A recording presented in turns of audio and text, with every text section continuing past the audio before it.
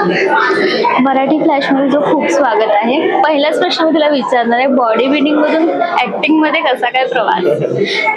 खरं तर आधीपासूनच मला ऍक्टिंगमध्ये किंवा जवळपास मी शाळेमध्ये पण सांस्कृतिक मंत्री जे असतं त्याच्यामध्ये गॅदरिंगमध्ये वगैरे भाग घेणं हे आधीपासून मला आवडच होती. आणि माझा दादा म्हणजे प्रमोद इंगळे, तो माझ्यापेक्षा 4 वर्षांनी मोठा, त्याला बॉडी बिल्डिंगची आवड होती आणि त्याच्या पाठोपाठ मी प्रवास चालू केला होता. मग मी असा विचार त्यावेळेस केला होता की चलो आपली पण तब्येत छान होते आणि साईड बाय साईड आपण ऍक्टिंगमध्ये पण चालेल नव्हतं, हे असं साईड ठेवलं साईड. ह्या रोलसाठी कास्टिंग कशी झाली? ऍक्च्युली बजरंगबलीचा आशीर्वाद म्हणावा आणि आता माझ्या वयाला 11 वर्ष पूर्ण झाले आणि योगायोगाने अजून कोणती इंजुरी नाही आहे आणि ते त्यांचं फळ आहे.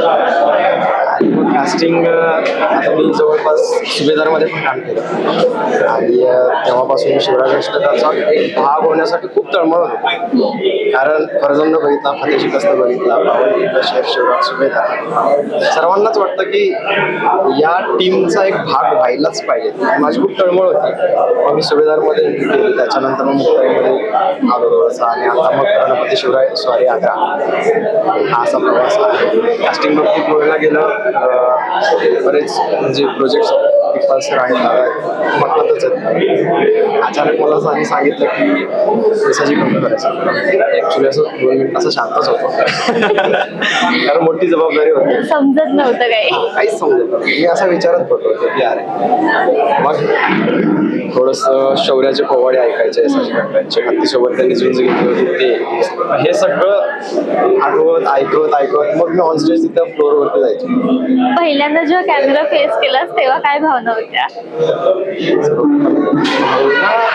म्हणजे छान वाटलं, मजा आली. कॅमेरा नमस्कार करून, दादाला नमस्कार करून मग चालायला लागायचं. मग जोश अजून येतो.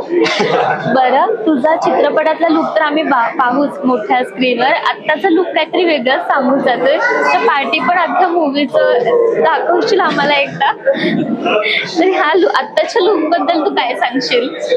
हे ऍक्च्युली मागं जे पेंट केलेलं आहे, तनुजा म्हणून आमची मैत्रीण आहे, तर तिने ते आवड म्हणून आणि प्रेम म्हणून पटकन दिलं मला ते ड्रॉ करून. काल संध्याकाळी म्हणजे हे हाताने ड्रॉ केलेले बघू. ड्रॉ केलेलं. हे बघा, हे सगळं जे आहे हे ह्याच्या मैत्रिणीने हाताने ड्रॉ करून त्याला गिफ्ट दिलंय.